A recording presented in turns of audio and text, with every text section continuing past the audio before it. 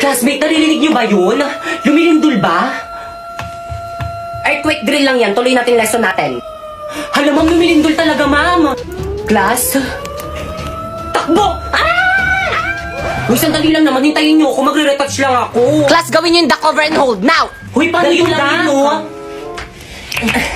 Ganto ba? Oo, pwede na yan. Yung cover, paano naman yung cover? Ganto. Ganyan. Yung hold, alam ko na kung paano yung hold. Akin na yung kamay mo. Ganyan ba? Hawak kamay! Dikit!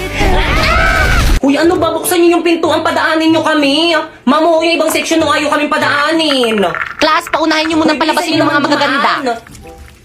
Excuse me, narinig mo naman natin yung sinabi ni ma'am. Paano ba yan? Padaan.